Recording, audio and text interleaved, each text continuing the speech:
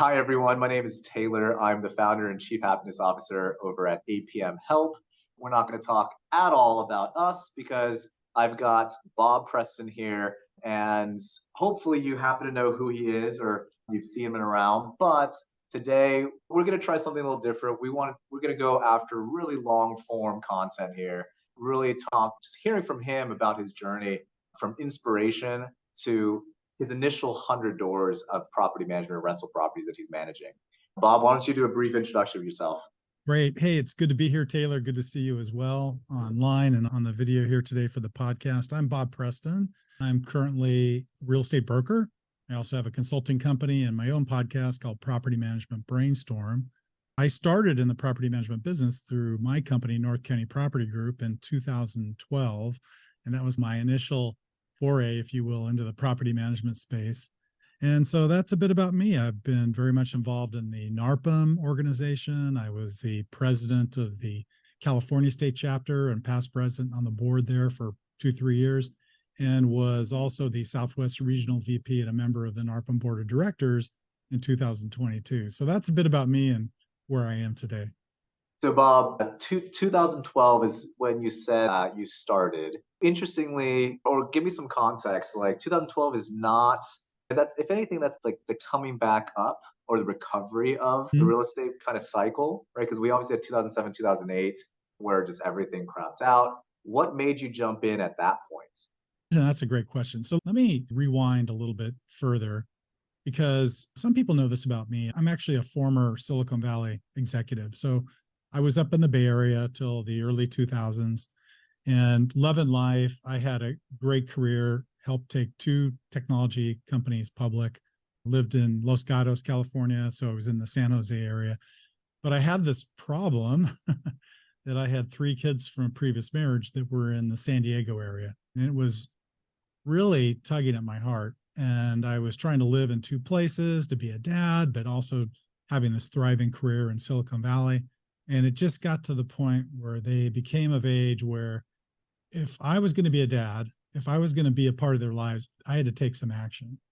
And so this was now in the mid 2000s. I decided to jump off the Silicon Valley treadmill and just quit my job. And I moved back to San Diego. Didn't know what I was going to do. First of all, best decision I ever made. Still very tight with my kids today. My son, Brett, still works for the company.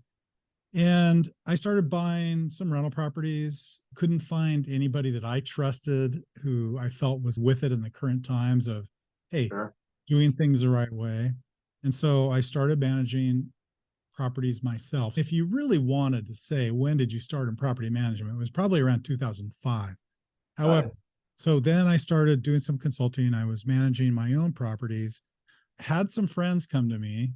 This is all how it unfolded, right? I didn't plan on being in property management and had some friends come to me and say, hey, I've got this property. I know you're doing your own. Would you consider managing our property for us? And then I said, yeah, sure, I'll do that. And then I realized, oh God, this is illegal. I need a broker's license. So I'd had my real estate license for many years, didn't really do anything with it. So I studied for a broker's license, started managing other people's properties out of my spare bedroom, sticky notes, pads of paper, like paper file cabinets, the whole bit, right? Doing it the old fashioned way. And it got to the point where, wow, I really like this. I have a passion for it. I started doing the math in my mind. Okay, if I did this as a company, or if I did this professionally, if I became all in, what would it take to be able to replicate the amount of money I'm making today with that, right? If I stopped consulting, stopped being in high tech, and just became a property management company, and I did that full time, what would that look like and what would it take? And I decided with my back of the napkin math, that was 100 doors, right? If I could reach 100 doors, then that would be Yeah, the promised land. And then I sure. could have a team, I could be making enough money to support myself and my family. So that's the journey of how it started and why the timing was such. It wasn't so much that I was timing the market strategically. It's just honestly, Taylor, when I fell into it and when I Yeah. decided to be all in. Okay. Bob, there is a ton to unpack there. Uh, First off, I don't know if anybody recognized, but Los Gatos is literally the most expensive place, Oh I God. think now in the world to own real estate. Okay, so Bob is coming from a different walk of life. Bob, it's interesting. When you moved back down to San Diego and you said you want to be more involved with your kids' lives, how old were you actually then at that time? How old was I? I was Yeah. in my early 50s. Okay. All right. Because I've got three myself, five, three, and just born. And I feel like I've got 5 more years to really go after it before I really want to be there for my kids. But sounds like I probably have a lot more time. Yeah. But okay. And then honestly, the story you just told, I think a lot of listeners and a lot of folks in the industry can probably relate, right? Like in the sense of either they started buying themselves and looked around and was like, where are all the good property managers? Who's actually good? Mm. Or like they're, to your point, like they're a real estate agent, they're a broker, right? And they're helping others buy and sell properties. And inevitably the landlords or their clients come back and is like, Bob, do you know a good property manager? And Bob's, I don't really want to tell you the real reason why I'm not going to refer you. And it's the real reason is because all the property managers are licensed brokers too. And you don't really want to refer to your competitors because then they're going to build a relationship with your client. And so inevitably, you're probably like, okay, I can manage the property for 8, 10, 12% a month. And you effectively become this accidental property manager. Granted, I have met plenty of third party managers that took your route more so as they looked around, couldn't find a good manager. They're like, how hard could it actually be? I started managing them for themselves. And you'll usually hear this because they'll say, whenever they talk to new clients or potential new clients, they always talk about how they're managing everyone else's properties like they would manage their own. And from a maintenance and asset management standpoint, right? A lot of times that's what like that, those tend to be actually the best property managers that we see because they treat their properties like their own. They have this kind of like context or perspective of it's not this short term like cash cow of extract rent and that's it. They take a more holistic long term view on it. Very good. So why don't you tell me North County Property Management is the actual name? It doesn't really sound that awe-inspiring or techish, right, or startup-ish. I'm assuming North County is just a local. Is that like an actual county name?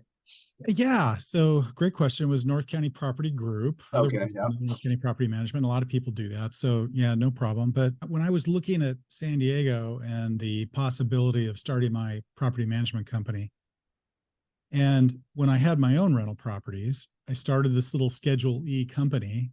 Now, this is back when I first moved back to San Diego.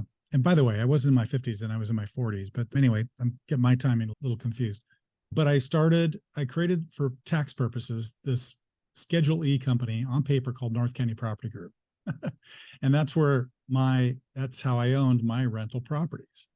So at a certain point, when I got to the point, all right, I'm all in, I had a corporation and the DBA then became North County Property Group.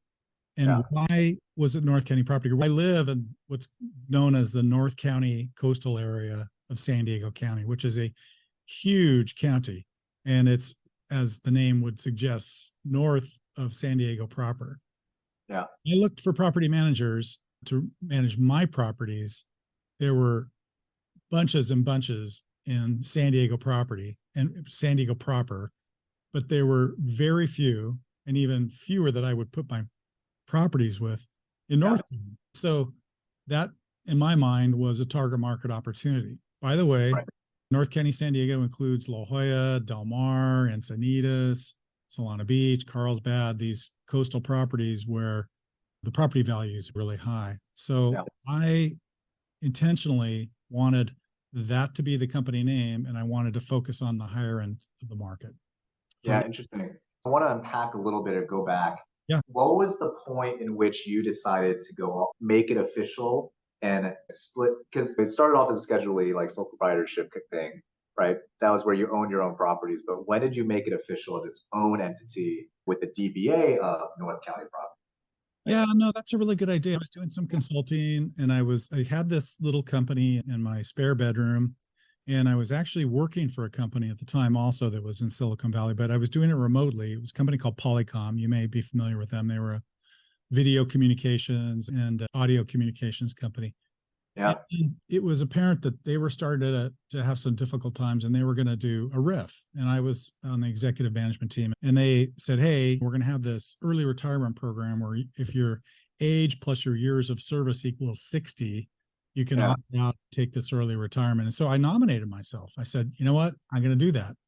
And so it was that point where I was all in, right? Because I could step Got it. away from my day job, my normal job. I had a runway from this early retirement package. And that's how I funded and financed North County Property Group right out of the gates. Yeah. It's not easy to do.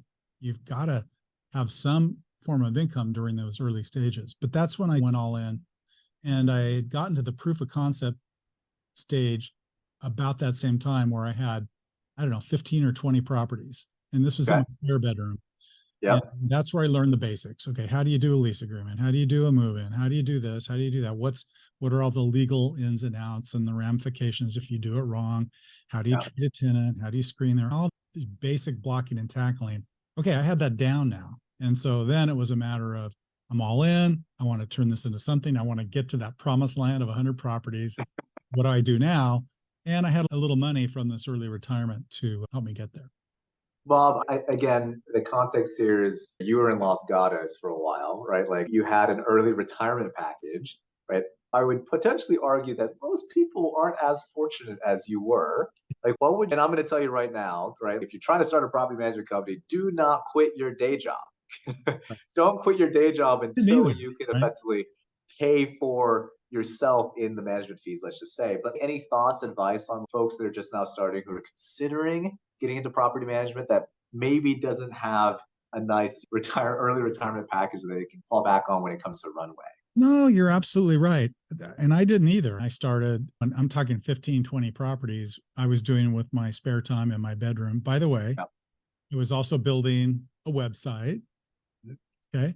I was researching at that time when I was still employed what property management software is out there. I had never heard of Appfolio. This is before Appfolio was really a huge thing. Yeah. And so those are all decisions that somebody who's starting a property management company has to think about. And you have to have the stomach for, okay, how much am I going to put in the early stages to make this look and feel and act like a real company Yeah. without breaking the bank? So that's really tough. I can't tell you an exact number or what the recommendation would be, but you have to get comfortable with the money you're spending. And oh, by the way, right away, you need E&O insurance, you need general Yeah. liability insurance. And these are out of pocket things that you're paying for that maybe you don't really have the income to support right out of the gate. You're right. I was fortunate, although I tried to keep separation of church and state between my personal finances and my assets there, which were mostly invested anyway, and my property management company. But yeah, in the early stages, it was gut wrenching at time because I wasn't making any money from my full time work. Really, I was using all the income to pay for these things that made my company look more substantial and more substance in the eyes of the public.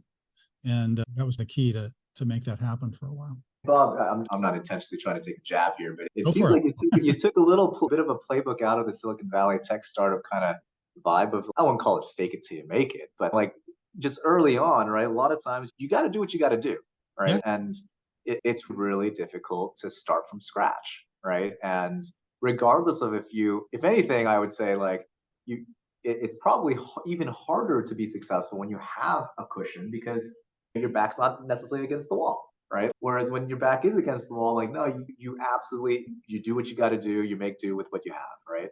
No, you're absolutely right. I think it, and I don't want to say fake it till you make it, but I believe from the very start that, all right, to be a player in this market and to establish myself, I'm going to have some basic things. I'm going to have a kick ass website.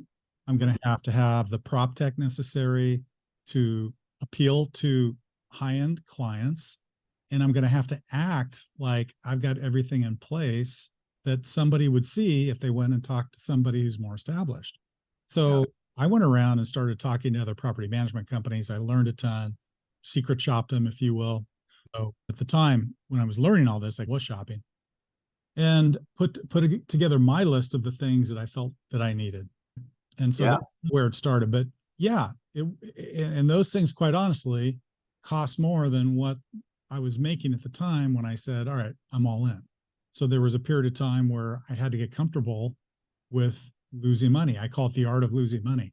All right, it's tolerable for a period of time, but okay, when is this going to get better? And when you cross those kind of lines cross to the point where now all of a sudden you're profitable. And some of those months were gut wrenching, really. Hey, is this even going to turn into something that I Right. can be proud of? Is this going to turn into something that's profitable? Is it going to turn into something that can pay my monthly nut for me and my family? Yeah. It said so on paper based on my forecasts. And so that was the hope that I had in reaching that promised land was where we were headed. Well, I want to go back. I want to touch on two of those things you mentioned, right? The first one being you said you secret shops your competitors right now. I think there's something to be said there. Look, you were specifically focused on north of San Diego, right? So Yeah.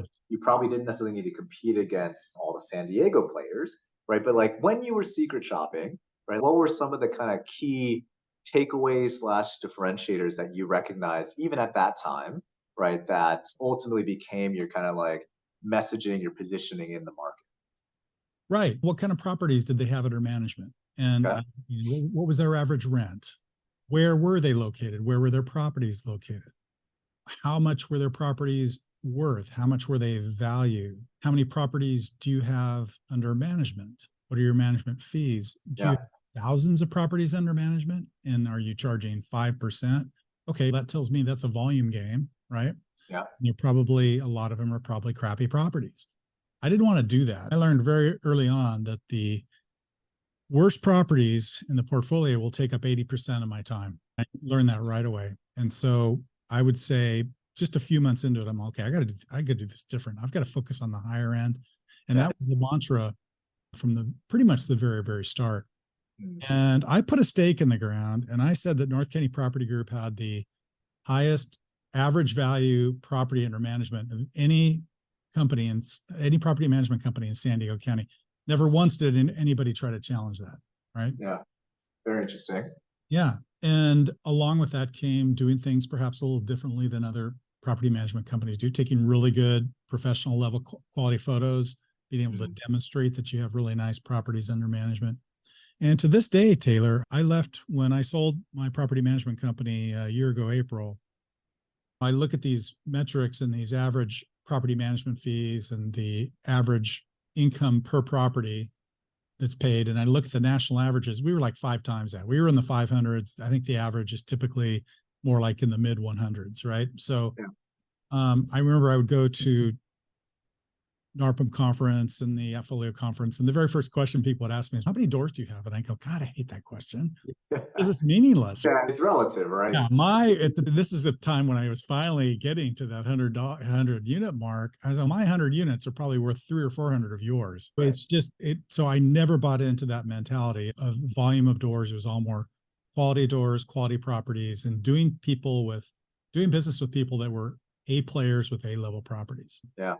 Also, you also mentioned something I want to go back to as well, which is like when you were interviewing, let's say, or secret shopping your competitors at the time, right? I always think it's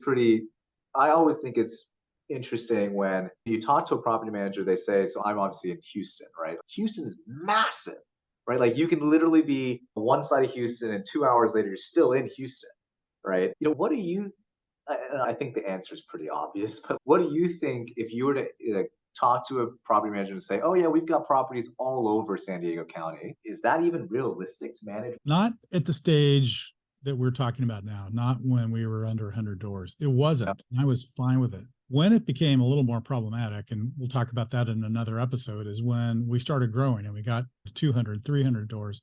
Because now we wanted to be all over San Diego County, and it was realistic because we had the people and the staff who could do it, but not in the early days. Yeah. Yeah, that was one of my buttons that I would push on is, hey, do you want somebody who's located like down near the border, lower San Diego, and they're going to drive 50 minutes to get to your property? Or do you want somebody who's focused right here in the North County area? The other thing I had going for me is I had obtained my general contractor's license along the way. So I was a licensed general contractor. People really like that. So I looked for a bunch of different differentiators. And I remember having a list. And in the early days, I was also our only BDM. It was pretty much just me in the early stages. And I had a column of all the things that I thought we did well that my competitors did not. Yeah. Okay. And so I listed them all, and we were, of course, all check, check. And then I said, hey, here are the questions you ask. And there's company us, and then there's company B, company C. Here, when you're talking, and I encourage you to do this, here's your list. Ask them, see what they say, and you'll be Yeah. surprised. And that Cool. was So really effective. yeah, so that's you essentially did. I forgot the phrase. What is it's called? But you essentially are answering the questions. You're telling your leads or potential owners what questions to ask. So you're essentially like, of course, the questions you're telling them to answer, ask are the ones you're the best at. But yeah, I forgot what the phrase. Like, what did you call this? But it's like objection handling, but you're doing it preemptively, That's right? exactly what it was. I called it the 20 questions list. And it was Yeah. sort of telling people, hey, here's what you're getting with us, and ask the same questions. And of course, a lot of it were points of differentiation that I knew Right. was like we've already talked about our average property value, where the property is located. Is your broker also a licensed general contractor? Very few are. I think I was the only one in San Diego.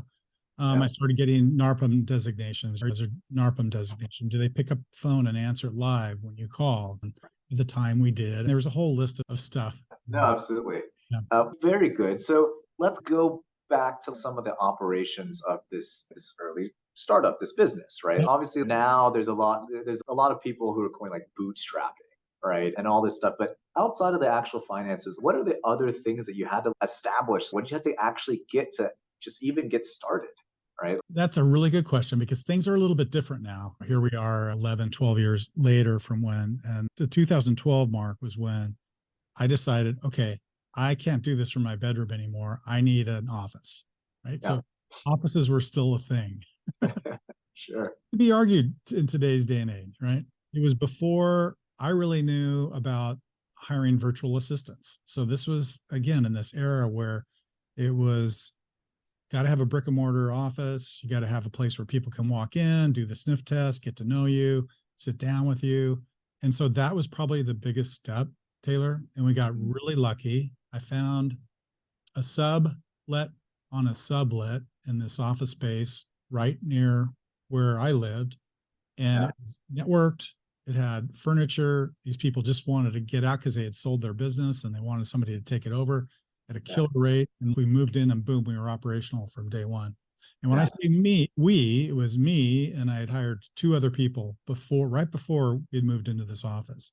So I Okay. had a property manager and a receptionist. That's all I had. And no, So when you hired the property manager, the receptionist, and I'm going to do this a lot in this in go for it. Yeah.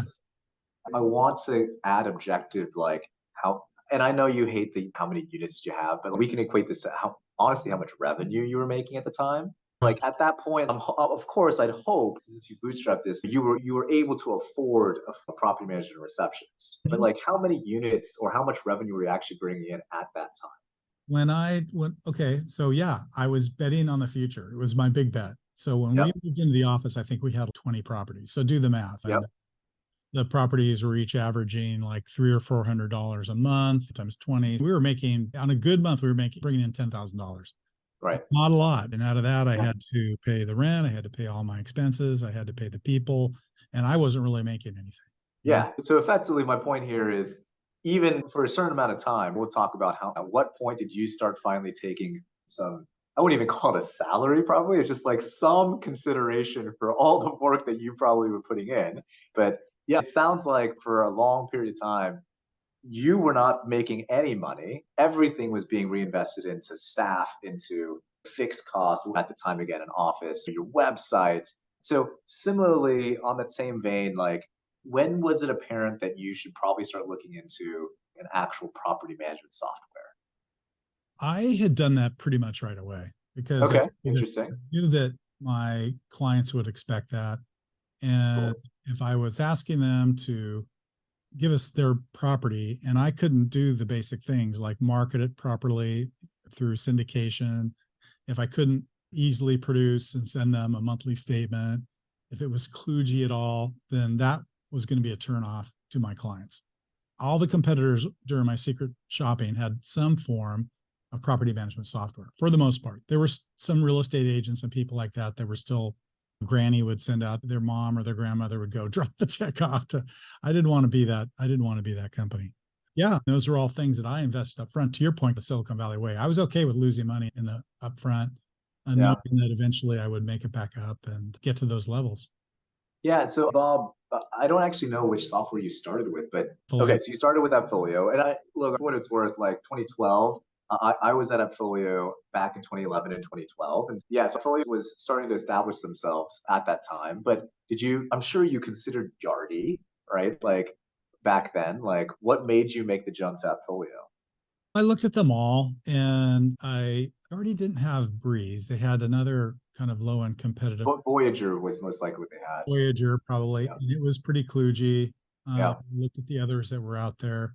And Appfolio to me, from the demos, it just felt right. Felt like it was the most intuitive, easiest to use. But when I bought into it, it was me, like I said, initially just me. And then it was me and a property manager and a receptionist. Yeah. We didn't really leverage it. For example, we didn't even use the accounting module. We were using QuickBooks still. Got it. We gradually adopted all the different bells and whistles that Appfolio has to offer. And then we Yeah. started doing the inspections. We finally converted our trust accounting into Appfolio and all that. And that was spread over a number of years. As Got we it. built up, it became apparent that it wasn't going to be able to, it wasn't sustainable to do it the old fashioned way through QuickBooks. And Yeah. we really needed to do it the right way and take advantage of all the Appfolio features. Awesome. So Bob, let's go back to the pivotal question, I think, is when did you actually start making some money for yourself and your family? I'm sure leading up until that point, your family, your spouse, like there's tons of stress. They're probably looking at you and constantly like asking or maybe not announcing publicly, but just you get the look of just like, when is this finally going to make money? Like, how much are we going to have to keep investing into this thing? Like, at And what point did it turn around? it took a while, and it took a while because I would start to make money and then the company would have needs. Sure. Yeah. You know what I'm talking about here. Oh, absolutely. So I compare it to, I tell this story a lot. I compare growing a company to climbing a set of stairs. So we would get to the point where we were pretty efficient. We were doing things the right way. Maybe I could start to take some compensation. Most of it at the time was just paying myself draws, right? With the hope that we had the money at the end of the year to really convert it to pay. But I would start to pull out a little bit of money on a monthly basis. And then something would break. We got to the point where we had too many properties. The way we were doing things wasn't working.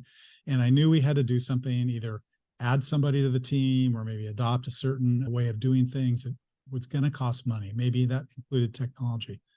So boom, would pop up a step, but that meant that, okay, wait a minute, there's not enough money still now to pay me because we just increased our expenses. Yeah. So that's one of the things that it really is important for people who are in their early stages, that you have a forecast and a budget that you track and you tie when you're going to be able to add people, when you're going to be able to add new technologies, when you're going to be able to expand, because those things cost money. And if you don't have a plan for that, then you're going to get stuck in this cycle of never being able to afford to pay yourself a salary or pay yourself any money. But I think it was, to answer your question also, I think it was about, oh gosh, 6 months into it, I started paying myself like $4,000 a month. And I'm all, woohoo. I was actually making some money, and probably was the amount that the IRS wanted to see anyways. And I kept it. I think then I increased it to 60K, which I thought was a good number to keep the IRS happy. And Yeah. then after that, whatever was left after the fiscal quarters or the calendar year, the fiscal year, then I would pay myself that with a distribution. But yeah, it was about 6 months. And then I think it was probably a year or two into it where I really started making that kind of bucks that, okay, now I'm really able to cover my family's nut and pay myself a reasonable income. But yeah, it continued to be hard for a long time. And then Yeah. COVID hit, right? There was a period of time, and this is after we were 100 doors, but COVID hit. And of course, I thought everything was going to cave in, and I stopped paying myself again for a while because I didn't want to be in a position where I was going to have to make tough decisions. Do I pay myself or do and lay people off, or do I keep everybody in? Not so we all had those decisions to make during 2019 and 2020. Yeah. My burning question, because I started APM Help back in 2017, Mhm. and similarly, like I was like stair steps, right? Like, like Yeah. I close one client, be like, okay, I can go hire another Yeah. account manager, bookkeeper, and I stair step, but I don't even know how many times, but I know it's one thing to do a distribution; it's a whole other thing to make a contribution. I distinctly remember making plenty of contributions back to the company, or loans back to the company. Did you have to do that? I did. Yeah. Yeah. I made a number of contributions and it's painful, but it was necessary. Yeah. A couple different ways to do it. You can buy more stock or you can loan it to the company and just make a capital contribution and then get it paid back. Yep. Yeah, but I did have to do that. And I think the other thing that's important to understand is when you're climbing and looking at those stair steps, I always tried to do what I refer to as staying ahead of the curve. I never, now some bootstrapping entrepreneurs will like, yeah, I'll take on 50 new properties and I'll figure it all out later. I Yeah. hated being in those positions because I had a family, I had a family life. I wanted to be able to balance my work and my life.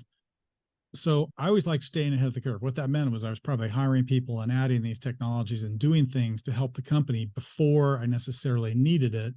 But I was smart enough and had my finger on the pulse to know that it was going to come within the next probably 2 to 3 months. Yeah. So I was always investing in that too. During those periods of time, yeah, maybe I would have to turn off the spigot for paying myself, or maybe increase the spigot for making capital contributions. I remember going to talk to my bank, and this is before I really knew about trust accounting and all that. And I said, "Hey, what would it take to get a bank line?" And it was with Union Bank, and they said, what are your revenues?" And I showed them the rental income, which is Ah, not the right way to really look at the P&L.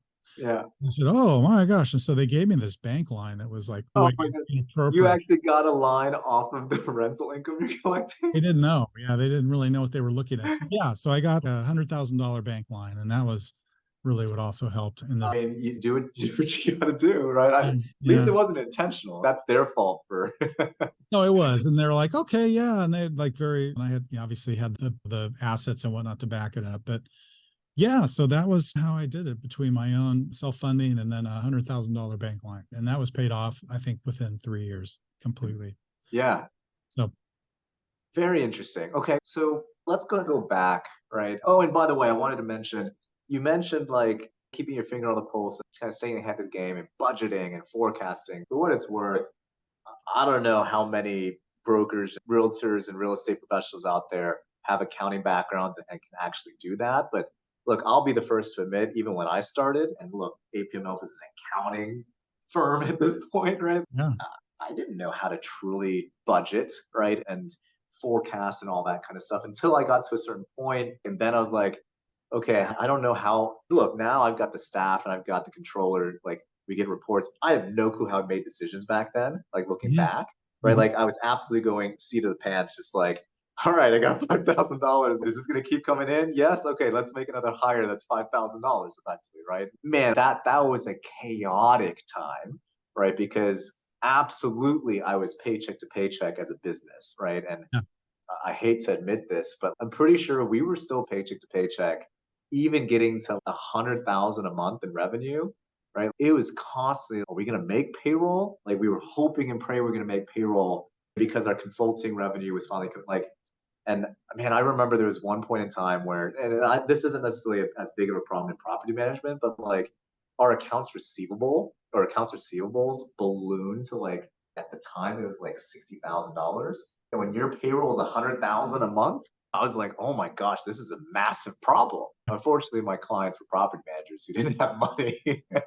But I think that's also, let's talk about this, right? That's a fortunate thing for a lot of property managers in the sense that you don't have to hope and pray your client's going to pay you. You're Right. collecting the rent and you get to immediately take that money on this. And this is not necessarily a plug per se, but we've unfortunately seen plenty of times where management companies still get upside down and they start dipping into those security deposits because they see, hey, the money Money. just sits there. Yeah. What are your thoughts on that, Bob? So you mentioned early in the conversation today that, hey, your company seems to have kind of a Silicon Valley vibe. And that's very true. That's where I started my career. That's where I got my executive level experience. And I like to tell that story that I told when we started that, hey, I need to do this. I jumped off that treadmill. Now I'm doing this, because then my clients would know that, hey, this guy's a businessman. He's not just some realtor who decided he didn't want to sell properties anymore, got into real estate and doesn't know what the heck he's doing. So I'm a professional business manager. I'm an MBA. I know finance. These are some of the principles that I started the business on. And one of them also was just ethics and transparency. So yeah, from my perspective, meeting payroll, having a buffer, doing some of the things you're talking about, that's what the bank line was for. And the only time we really dipped into it is when we needed it. And it was there in case of emergencies. If I needed 10 grand to make payroll that month because such and such properties weren't going to be able to pay and that money was going to come in for a couple of weeks, fine, let's do it. But then boom, it would go right back to pay back the bank line. So yeah, as in what you do, dipping into security deposits and other people's money, it's a flagrant foul in the state of California where I operated, and it just was like a no-fly zone for me. I wanted Yeah. it to be really pristine. So, Bob, I'm going to ask a really hard question, right? Yeah, sure. Unfortunately, we see this all the time. When you're a property manager and you don't have that $100,000 bank line and you got to make payroll, what do you do? Yeah, it's a tough one. I don't know. I don't know what other people are doing, honestly. I would hope that they have thought about this in advance and that they can have either the personal assets or they can figure out how to move things around, but they certainly should not be tapping into security deposits. And that's Yeah. just, it should never be done, or other people's money ever. Yeah. And again, this is not a plug or anything, but just Yeah. if you're listening, like whatever you do not dip into those deposits, if anything, get a HELOC, ask your staff to wait on their money, right? Just that will absolutely bite you in the butt down the road because there are statutes of limitations, but like those kinds of things, it will come back. Even if, look, I've seen it plenty of times. They're like, oh, it's just for a week. We just got to survive for a week. The rent comes in next week. We'll be able to take our management fees. We'll pay it back. That's a slippery slope. You do it once, you're going to do it again. And I think, as well as I do, Bob, like in property management, shit can hit the fan at any time, right? Absolutely. Yeah. And I'm fortunate where never did I have to ask an employee to not get paid. Never had to do it. Now I had to ask myself, hey, you're not going to be able to afford to pay yourself this month or this week or whatever. And I was okay with that because I knew that eventually I would make it back. And that's where I was coming from. Maybe that's part of that Silicon Valley attitude and being okay with losing money or not getting paid much. I worked for a guy one time up in the Silicon Valley, and he paid himself $1 just to prove a point. Hey, look, I'm not going to pay myself anything till we're profitable. Paid himself just to prove the point. So those kind of things are out there and interesting. But anyway.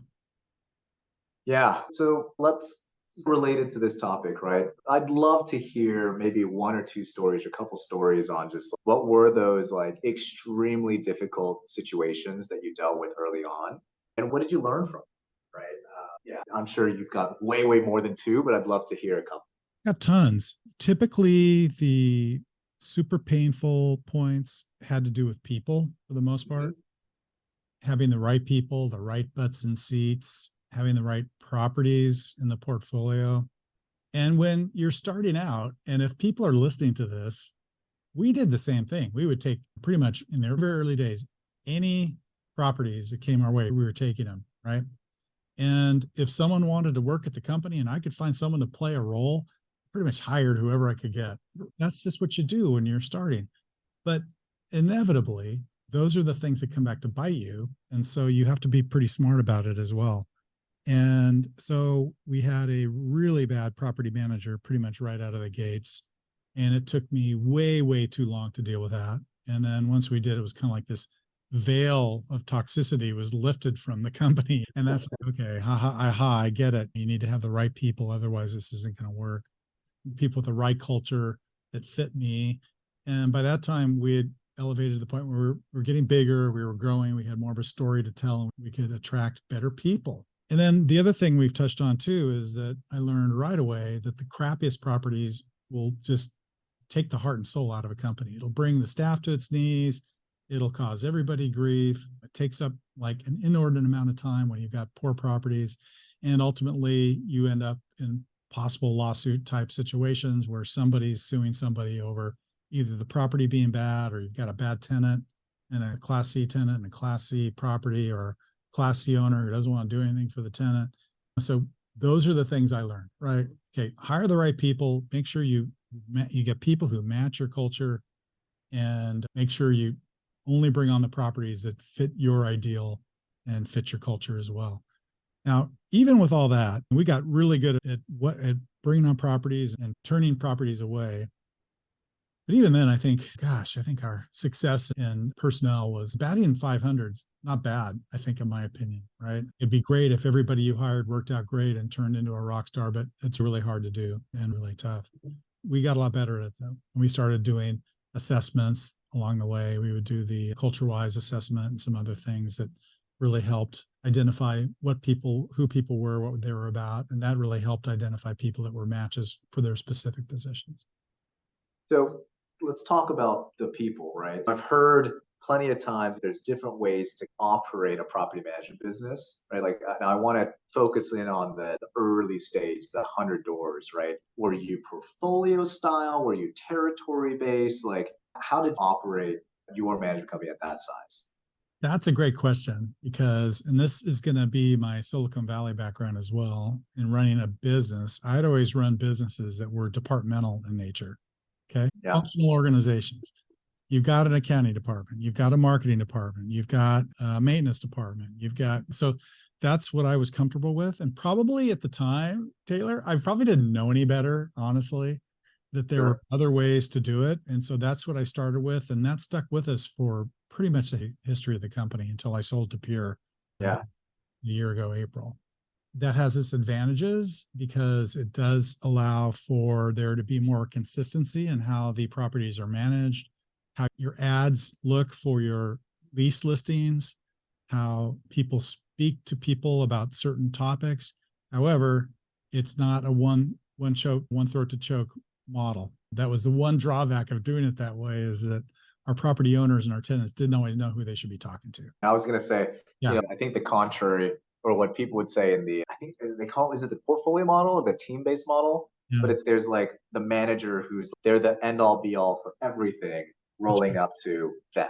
So that way there's one point of contact for the tenants, for the vendors, for the owners, for everyone as it relates to your rental property effectively, right? Yeah.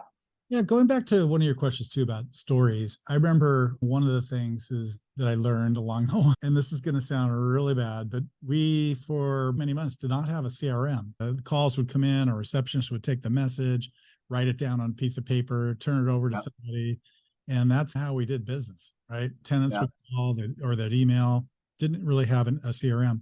And then one time I had one of my property owners, we're having a hard time getting his property rented. And he's all, I'll tell you what, could you send me the names of just a couple, 3, maybe tenants who turned you down or decided not to rent our property, just to talk to them, or maybe some agents that went to see the property on behalf of, I couldn't come up with a name. That's how bad it was, right? And I'm like, oh my God, okay, we need a CRM. And that's I think when I discovered Lead Simple. So sometimes the necessity is what leads to all inventions, or whatever that phrase is. And in that case, you learn things the hard way sometimes in this business. Yeah, absolutely. Not to go too deep on vendors for the industry, but why Lead Simple? We actually started off with another one called, I can't remember the name of it. And it was more of a real estate type CRM. Okay. And it was very inexpensive. My gosh, what was the name of it? I can't even remember. But it was more for agents, all manual input, and there was very little automated about it. When I first discovered Lead Simple, I was just really happy with the fact that when leads came in, you could have it, boom, go right into your database, and you could respond immediately with an automated reply. That was like the big aha moment for me. And at the time, this is again, and I think in the pretty early stages of Lead Simple, they were predominantly intending their product to be for biz dev managers. But we started using it for our properties that we were leasing and using it for responding to tenants. At Yeah. least people had never seen that done before. Now, apparently, a lot of clients do that. Yeah. That was something we did right away and super, super effective. So that's Yeah. why it was inexpensive, relatively inexpensive, also purpose built for the property management business. Yeah. That's how we got there. Cool. Now, Bob, I'd like to shift the conversation now a little bit to I think as the founder of APM and effectively they're stepping through everything and having to learn through just being thrown into the deep end on everything. What did it actually take to? Because I think a lot of people they feel like they have to do everything, right? And it's extremely difficult for them to ultimately delegate and trust someone else to do what they do, and then you end up with bad managers. They talk your staff complain about that. They micromanage and all this kind of stuff. I'd love to better understand like what did it take for you to ultimately hire staff, train them, right? Did you really feel confident in training them on everything, right? Just tell me the journey about that, growing your company from a people standpoint. I tell you, it's the age old question of asking an entrepreneur. And I bet there are people who are a lot better at that than I am. I was always reluctant to give up the family jewels, as I would call it, and let people do things because I felt that I could do everything better. But it just got to the point where it had to happen. I had Yeah. to start giving things up. The first one was obviously property management. The second property manager we hired after the first whiff was actually pretty good. And Yeah. she was with us for about 3 years. I was able to turn all those aspects over to that person. And then the next person, I had to have a bookkeeper. I just was floundering. I'm not a very good accountant. I understand financial concepts. I'm great with a spreadsheet, great with a budget and forecast, but in terms of the actual accounting, not so great. And so I needed to have someone do that. And then it went from there. Got someone who could be the maintenance coordinator and was handling the maintenance. And that was a natural thing for me to turn over because I'm a general contractor, right? And it was pretty easy in bringing on vendors. The very last thing that I released and let go, and it was ended up being to my son Brett when he joined the company, was the business development. Yeah. And I think that all these stories about trials and tribulations, what we went through, my ability to talk about how we're positioned in the market, who we target, talk about all that, the history of the company. There was no one who could do it as good as me in the early days. Is we needed our close rate to be really high because we didn't have a lot of leads, and we were doing all property management. Those guys, it's like you pay $100 and you get a lead that 5 other property management companies get the same lead, and the close rate was really bad. And we tried Google AdWords. And so when that precious company did find us online and responded organically, and that had to be closed. And so that was all me in stages. And I had a very dialed in pitch kit, right? And so that was, and I could go in and I could tell the story. And typically within 5 minutes, I would know if I had the business. And that was really important in finding clients and getting them signed. And then eventually my son, Brett, took that on. But yeah, it's something as an entrepreneur and as a business person you have to do. You have to start relinquishing. And then it turned into, well, okay, let's build a culture where we have a team. And then we started having team meetings and we started learning how to better have meetings to stay on top of things so everybody knew what the other people were doing. We eventually adopted the entrepreneurial operating system, EOS, and that methodology of doing things. That would be a whole episode of its own to talk about EOS, but that did fabulous things for the company. And that was probably about the time we were approaching 100 doors. Got it. So it's a good segue for me to say, all right, the time when I really started turning everything over and having a team and running it as an organization that was functionally based, had people doing all the different jobs, where I was starting to make money, probably at about 100 doors. Yeah. To put some context here, 100 doors for you was like what, 30 to 40,000 a month in revenue, or probably more? Because I'm talking about like the recurring management fees, but there's probably ancillary app fees, late fees, like leasing commissions and everything. Yeah. What, like for you and your 100 doors, like how much revenue were you actually bringing in? Probably 50, 60,000. probably in that And at 50, 60,000, what was the staff? You essentially had a property manager, a bookkeeper, a maintenance coordinator, maybe a leasing specialist, receptionist. 3 or 4. Yeah. Yeah. And then plus essentially an extra 5, 6K for you at the end. Yeah. Then at that point in time, we saw the light and I started hiring VAs and people Right. to do other things. We were also unique in that we had, and we still do, but the company still does. I'm not with the company anymore, North County Property Group anyway, but we had a portfolio of vacation rental properties. So that was Uh, kind of an interesting offshoot of business. And oh, by the way, we were always selling real estate as well. So we had 3 diverse arms of the company. We had the property management, long-term property management, which was the most steady, but the lowest margin. And you had vacation rental business, which was very seasonal, but the property management fees were exceptional. exceptional. Yeah. When you were renting them, they were exceptional, like during the summer. Yeah. So when you say what were you making a month, and I remember one month in the early days, we made $30,000-$40,000 in July just off the vacation rentals, and Yeah. Just on vacation I rentals. Yeah. did heaven, yeah. And then we were also would have these occasional shot in the arms from a property we sold or helped Got a it. investor buy. So when we talk about property management fees, that wasn't the only source of income. Yeah. So I want to talk about the profitability of the company or a management company at different stages. So obviously we're talking about kind of inspiration 0 to 100 doors. Like at that point, obviously, like when you first started, you calculate back in the napkin, the 100 doors, that's the promise day, that's Eureka. Was that actually the case? Or, and we can talk, there's more episodes to come here. But yeah, realistically, when is the true Eureka moment? Is there one? I don't know. That's what I thought. I thought 100 units is Eureka. And then it dawned on me, okay, 100 units has to be the point where where you're profitable, you've got regular income, you can pay yourself, and you have to be able to run a team on that. Right. Yeah. And then it was beyond 100 doors where I started getting into, okay, can I not show up every day? Do I have a team that can function without me and those kind of things? Yeah, I think 100 doors was it for me Yeah. and getting there. Now, did that solve all the problems? By no means, because you still have that stair step effect where, okay, Yeah. you still have to know enough about the team and be dialed in enough and be present enough where you can understand what's happening. We had a bullpen area. We had just 1 or 2 hard offices, then everybody was in a bullpen. And if Yeah. you don't know what's going on in the bullpen, and all of a sudden you'd have a good month and would bring in a good month for us would be growing by 20 doors or something like that. And if that brings the team to its knees because of this flood of work that comes in, okay, something's got to change. You either need to do things differently, you need to bring them on in stages, you need to increase your team, you need to increase technology to allow for more efficiencies, whatever that is. And Yeah. so I think my job changed in terms of in the early stages before 100 doors being working in the company.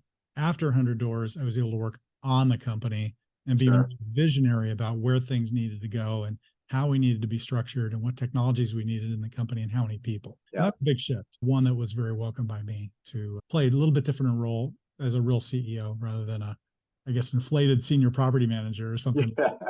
Not a hard question, but a related question. What was the next key hire after you had established your core team? What role or what function did they actually? Yeah, great question. I made the commitment, and this is probably around that 100 door range. Some of the timing here, Taylor, I can't No, completely. no, it's okay. Oh, but I made the commitment to monetize maintenance. Mm. And because I remember it was the end of the year and we had just hit 100 doors, and I was looking at our property management fees and I was looking at the amount that we were paying to vendors annually. And I think we were paying vendors at that time, I think we paid them like $300,000 for the year. Okay. Yeah. I'm like, okay, now I want a piece of that. Yeah. I want, Because most vendors, their take rates are around 30%, right? yeah, Or, right. yeah, they're trying to get around 30%. So that's $100,000 you could have made. That's right. And that was my key next hire. I hired a maintenance coordinator, maintenance facilitator, specifically to focus on maintenance. And we started running within my business. We had a 4th business arm, which was the general contractor business, which we called Maintenance Sync. It was another DBA, and Yeah. we ran it under a contractor model. And so that Yeah. was the big aha moment. And yeah, I think that next year we did $100,000 in pure profit off of Yeah, remaining. pure profit. I want to definitely unpack this maintenance arm, right? Because for what it's worth, like you're in a relatively populous area. I'm well aware in small town USA, for example, like it's very difficult to find vendors. So you may need to hire an in-house guy or an in-house person a lot earlier, or that handyman a lot earlier because there's just no other options. I'm surprised in your next hire was maintenance because I've seen, at least more recently, a lot of the companies are saying no maintenance. We don't want that hassle. There's plenty of vendors. We're just going to mark it up, right? We're just going to mark up everything 10, 20, 15, 20%. And that's still pure profit too. But yeah, any thoughts on that? Like, why did you go all in and just be like, let's own it ourselves? Okay. I didn't hire any maintenance people other than the coordinator and the facilitator. I didn't hire plumbers. I didn't hire handymen. Those who have looked at that model know that the workers' compensation insurance goes through the roof. I got to the point where I didn't even want our property manager standing on a ladder and replacing smoke detector batteries. No, I'm Yeah. not kidding. They couldn't do No, it. I fully can understand that because full disclosure, I am a significant owner and shareholder in a property management holding company.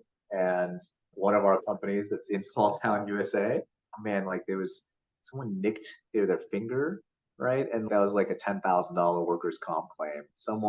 Some tweaked their back and it ended up, anyways, long story short, our insurance carrier dropped us. And then because there's now history of claims, effectively, every new insurance company is going to ask you, well, what does the loss look like, right, from your prior ones? And effectively, we weren't able to get insurance. And then finally, we went to the state because the state requires it, right? We went to the state and they said, we have a state backed insurance thing, but it's more like a pool, right? And so you have to one pay. It was some ridiculous $20,000 initial upfront deposit that you never get back. So it's not actually a deposit; it's a fee. And then it was like $7,000 a month No, every month, if, and we're only doing like that little one is only doing 15 to maybe 20,000 a good month every month. yep. And so almost half of the revenue is going to insurance, right? Like that absolutely could. So 100% understand where you're coming from on bringing maintenance in house, that the insurance alone will kill you.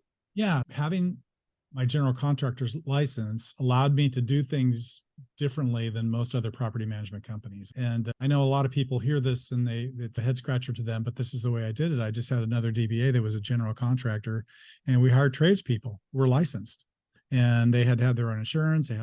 They were very much vetted. My property management company, North County Property Group, would give the work order to the maintenance company. The maintenance company would hire a plumber, would hire an electrician. The plumber would invoice the maintenance company, and the maintenance company would invoice That invoice, any yeah, property group. Boom, 20% margin on all deals. And yet we were still had the leverage where all of a sudden we were paying plumbers as the company continued to grow.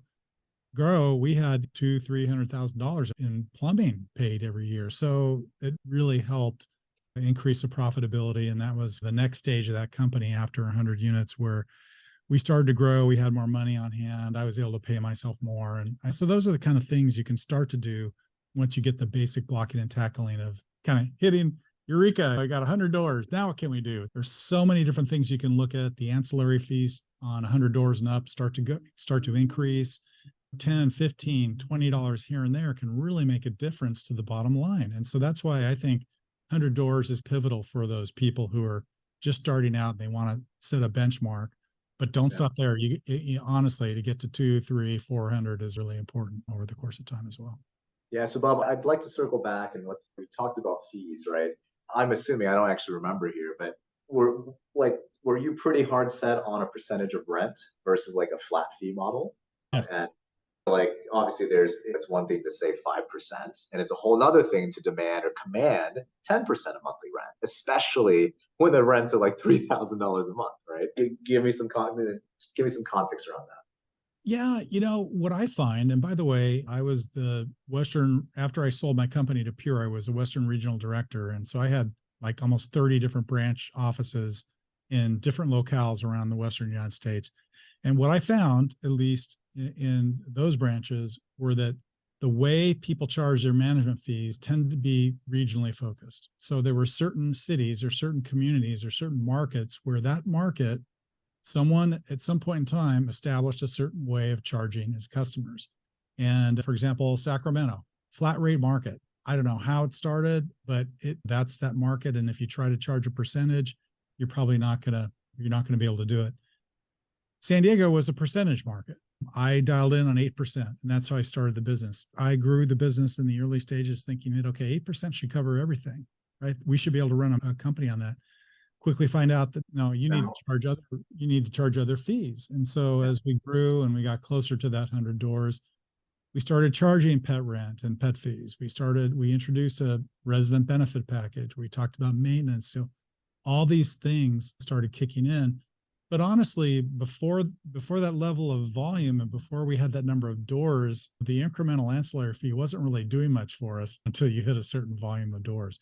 Yeah. And then it's like algorithmic because, the difference between and the extra $20 a month times 100 doors or the extra $30 times 200 doors really makes a big impact. Along the way, we also had a premium program. We had our standard program of 8%. We introduced a premium program of 10%. And that made a big difference. And with our clientele and our high-end properties, a lot of people went for 10%. So if you're talking about a $4,000 per month property in rent, that extra 2% actually that's is a nice chunk of money, right? Every month to bring in. Right. If you've got now 80 properties where you're earning that extra 2%, it can really be significant. So what was the difference for you guys between like your basic and your premium? Like that, what did that extra 2% get you? I could pick up the phone and call Bobby as an answer. Yeah. No, it was more to do with the payment of additional fees. So we also implemented a $25 maintenance facilitation fee. So we learned that along the way that the worst properties have the most maintenance facilitation. Don't do that for free, right? Yeah, crappy properties owned by C-level owners, and you're going to be doing all this maintenance for free. Right. So in addition to monetizing maintenance, charge for each facilitation. In the premium program, if you think your property is strong, good enough, and it's in good condition, go premium, your facilitation fee is waived. So more stuff like that. Additional guarantees. We offered a pet deposit guarantee, a pet guarantee in the premium program against pet damage. Got it. Eviction protection. It was this kind of stuff that you hear about out in the market. And it was along the way, probably in 2014, 15, people started having different levels. Some of it has gone so crazy that there's 3, 4 different levels, and then there's this fee and that fee. I always thought it was cleaner. We just had 2, and then we had a lease only option. If you just lease it, sign a lease for you, and then you're the landlord. You take it from here. So that's the way we did it. Yeah, Bob, I don't want to take up too much of your time, but let's just say, we got 5 more minutes here. For all the folks that are hopefully one day listening to this, because this is going to be posted and you can be listening to this 10 years from now, right? If people are just starting their journey going from inspiration back to 100 doors or 200 doors, like what are like 3 top kind of learning things that you would want them to take away from our kind of storytelling today? Yeah, set your eyes on whatever number of doors it is that you think will get you to that promised land level, and put a forecast and a budget behind it that will dictate your roadmap to get to that point. That's what I did. For me, that was 100 doors, that first 100 doors. It was also the most painful and gut-wrenching because that's when we were still bleeding money and things like that. So set that in mind and stick to basically the schedule to get you there, and don't give up. I remember partway through my first year, this company came along and they smelled blood in the water, maybe, I don't know. And they said, hey, we'll buy everything. We'll just swoop you up right now. And I was crunching the numbers in my head and I'm like, okay, wow, if I do this, I get all the money I've invested, I can get it back. Yeah. I'll go get another job. And I remember I was just so gut wrenching at the time. I considered doing that. And oh my God, what a mistake that would have been. No, I said, no, I'm not going to do that. And I stuck with it. And then here, basically 10 years later, sold my company for millions. So it's just stick with it. Don't look back. Focus on hiring good people and focus on the properties that make your portfolio the portfolio that you want to represent your business. Cool. Now, I know I mentioned or I said that was going to be the last thing, but I want to tease the audience a little bit on some upcoming episodes that we're going to talk about. But Yeah. one thing I think it's always good to set your sights on I don't really necessarily want to say what's the exit, right? But I do want to say, look, you don't have to pass your property management business down to your kids. They realistically don't want to be property managers. Now, granted, Bob, you were able to do that with your son, it sounds. But what are, and again, we don't have to go too deep into this, but what are the exit possibilities for a management company these days? That's probably a topic for another episode, as you mentioned. But I saw, I guess there were three. One was, gosh, growing the business by acquisition. So taking out acquisition loans, and then doing it myself. And then building it to the point where I can just be a board member, have somebody complete different team running it. But I'm not sure that's a real exit strategy, except then you've got this professional team in place because you've got a really big company, and I can just sit back and take my monthly distribution. So it's not really an exit strategy, but that was one strategy that I considered. The other strategy, to your point, was succession planning within your own family or with a trusted advisor or a trusted person that you've mentored, flipping the keys and stepping out. I worried about that one because I didn't want to. I mentioned when I started my company, I was in my early 50s. Now I'm in my early 60s. And I didn't want to be in a situation where I'd given the keys to the company to somebody, and then 5 years after that, find out now I'm pushing 70 and that person doesn't want to do it anymore. And now I'm stuck with a company that I don't really want to own and operate. That worried me. And then the other option was to basically sell the business. And there are a number of different ways to structure that sale, who to sell it to. I talked to everybody. We can certainly get into that in another episode. I'm happy to provide any input or advice to anybody who wants some information on how I went about that process. Yeah. And then I'm going to ask a more timely kind of question. And this is hopefully the last question here, but we keep going on here. But it's about the timing today. So today, this is late September of 2023. Yeah. If anything, Powell came out was it this week or last week, and kind of said, like, we're likely going to keep interest rates at where they're at, if not raise another quarter point again, which then caused ripples in the market. You're hearing about essentially looming commercial real estate kind of crisis, right? Banks are all underwater on commercial real estate. Like realistically, I think Zillow and Redfin put out numbers on just brokerage transactions in general have absolutely just fallen off a cliff because interest rates are really high. Like the typical rates right now are 7-8% for a 30-year fix, whereas literally a year ago they were under 4. Yeah. So looking at I call them headwinds. I see these as opportunities.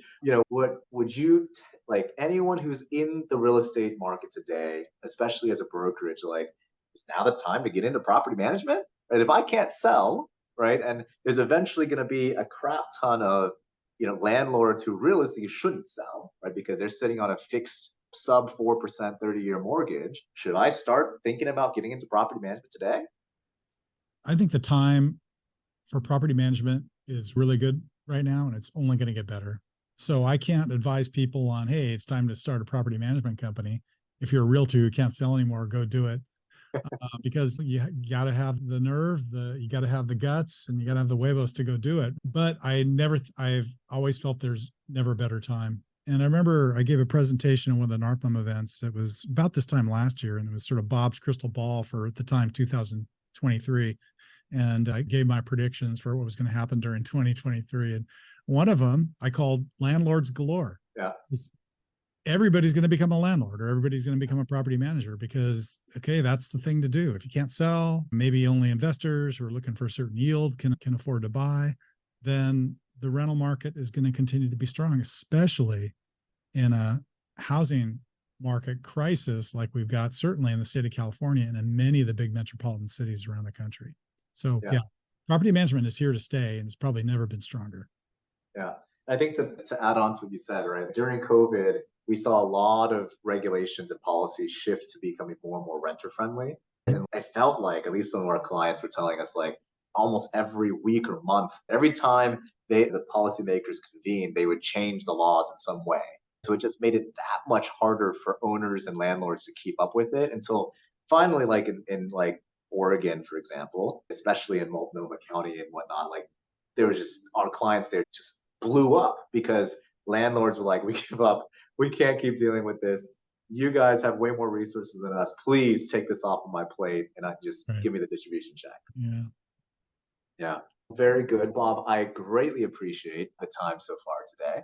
Any teasers on upcoming episodes? What's to come? A lot of good episodes we have dialed up for this podcast, and I'm really excited for that. First of all, the next logical step is, okay, what about after 100 doors? Where do you go? What do you do? How does that differ? What's the process behind getting to that next benchmark, whether it be 250, 300? We talked about possibly packaging your business for sale, even if you don't sell it, knowing what your company's worth. Those are all some things we'll be covering. And then I think there will be some other topics about kind of lifestyle stuff, like balancing work and your workload and your life, work-life balance, and how you do that, how you work on your business, not in your business. As a business owner in particular, property management owners, you don't want to be just a job. You want to own a company and you want to be able to work on that. So we'll have some episodes that are open to probably appealing to property managers and people at the staff level. There will be others that will be more appealing to the owners or the company owners who are trying to look longer term on how to monetize their business.